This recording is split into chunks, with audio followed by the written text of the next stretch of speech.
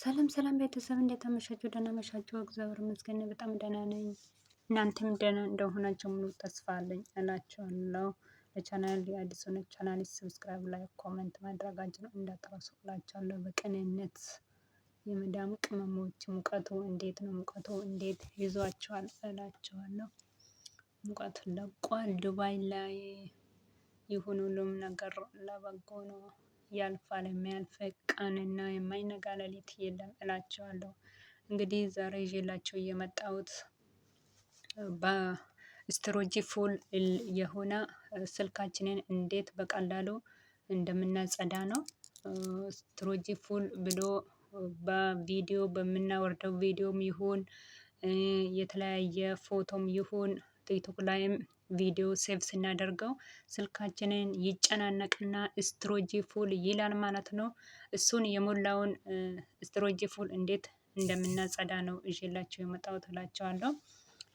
እና ወደ ቪዲዮ እንሄዳለን ማለት ነው። ወደ ቪዲዮ ከመሄድ በፊት ለቻናል አዲስ ሆናችሁ ቻናል ሰብስክራይብ፣ ላይክ፣ ኮሜንት ማድረጋችሁን እንዳትረሱ እላችኋለሁ።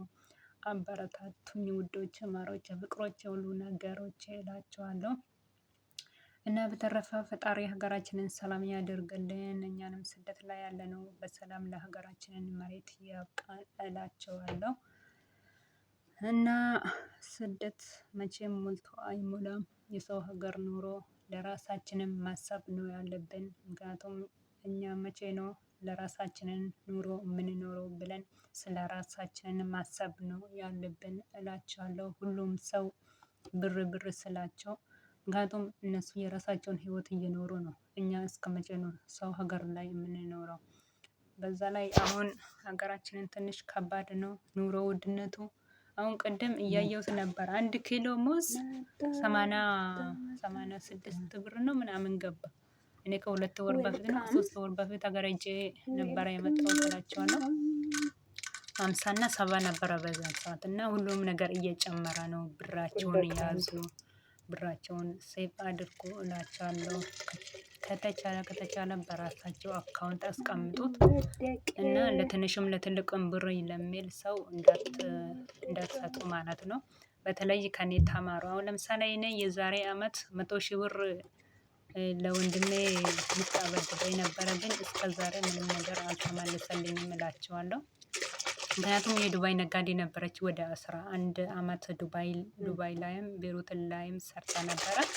ግን ነጋዴ ስለነበረች በዛን ሰዓት ስራ ነበራት። እቁብ ራሱ በ100,000 ብር ነው የምትጥለው ትሰጥሻለች ብሎኝ ወንድሜም።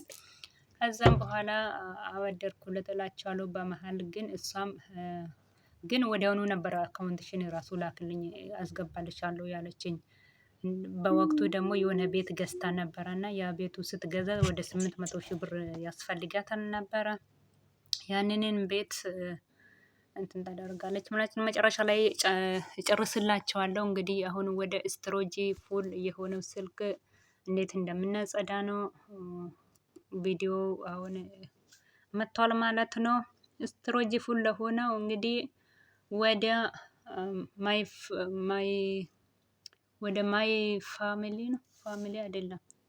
እና ይሄ ፋይሊ ውስጥ የሚቀመጠው አለ እላችኋለሁ። ፎቶም ቪዲዮም ዝም ብሎ እራሱ ያስቀምጣል ማለት ነው። 3 ነጠብጣቧን እንነካለን። 3 ነጠብጣብ ስንነካ ክሊር የሚል ይመጣል ማለት ነው። ይኸው አሁን ክሊር እያደረገ ነው ማለት ነው። 1.45 ጂቢ ነበረ የያዘው። ይኸው አሁን እየቀነሰ ነው። ክሊሪንግ እያደረገ ነው አሁን እላቸዋለሁ። ማይ ፋይል ውስጥ ይቀመጣል ማለት ነው። ማይ ፋይል ውስጥ ስትገቡ 3 ነጠብጣብ አለች ከላይ እላቸዋለሁ። ያቺ 3 ነጠብጣብ ስትነኩት ክሊር ያደርጋል ማለት ነው። ራሱ እስኪጨርሰው ድረስ አሁን 356 ላይ ደርሷል። ይኸው አሁን ክሊር ሆነዋል። አሁን ወደ 0 መጥቷል ማለት ነው። እዚህ ጋር መስታወቃ መጣ እና እንደዛ እላቸዋለሁ። እንደዛ አጽዱት። የኔ ደግሞ በሌላ መልኩ ደግሞ እዚህ ጋር ዲሌት የምትለው አለች እላቸዋለሁ። ወደ 900 ምናምን ነው የያዘው። 999 ነው የያዘው። 516 ላይ ነበረ የደረሰው። ዲሌት የምትለውን ሲነካ ራሱ እንደዚህ ክሊር አደረገ ማለት ነው። እና እንደዛ ይላቸዋለሁ። በዚህ መልኩ አጽዱት ማለት ነው። ስትሮጅ ፉል ለሆነ ስልክ ማለት ነው። እንግዲህ ቅድም እንዳሳየዋቸው ማይ ፋይል ላይ ትገቡትና ይጸዳል ማለት ነው።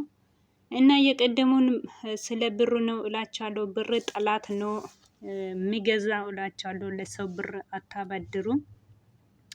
እና እሷም ቤት ስትገዛ ወደ 800,000 ብር ይጎላትና ያችን ቤት ለቤተሰቦቿም የገዛችውን ቤት አስይዛ ያችን ቤት ትገዛለች ማለት ነው።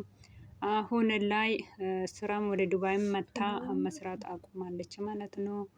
እና እንደዛ ይላቸዋለሁ። እስካሁን ያቺ 100,000 ብሩም ውሃ ገብተዋል። ውሃው ውስጥ ገብቶ ቀልጦ ቀረ እላቸዋለሁ።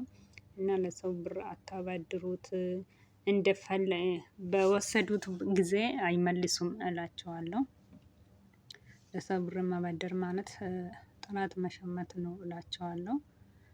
እና አሁን የሆነ ጊዜ ራሱ ቤት ሊገዛ ነው ብሎ አንድ ወንድሜ ከዛም በኋላ የ3 ወር አንስቼ ሰጠሁት።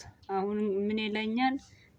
ሌላ መልስ ነው የሰጠኝ እላቸዋለሁ። ምንም ቢሆን ወንድሜም ቢሆን እኔ ከ12 አመት በላይ ነው ሰው ሀገር ላይ የቆየሁት። እና ምክንያቱም እኔ በፊት የቤይሩት ብር ደግሞ ምንም ነገር እንደዚህ እንደ ዱባይ የአንድ ወር ደሞዝ ራሱ አይሆንም። የ2 ወር የ3 ወር ደሞዝ ነው የሚሆነው እንጂ ቢያንስ እኮ አሁን ወደ 60 ነው 70,000 ይሆናል ያሁኑ። እና ያኔ 10,000 ራሱ አይሞላም እላቸዋለሁ። እነሱ ብር ላይ ብቻ ነው ትኩረት የሚያደርጉት። እኔ በዚህ ሰዓት አሁን እኔ ብር የሚጠይቀኝን ሰው ብልክ ነው የሚያደርጋቸው። በቃ የራሴ ኦንላይን ላይ ራሱ እንዲያሳየኝ አልፈልግም ስልኬ ማለት ነው።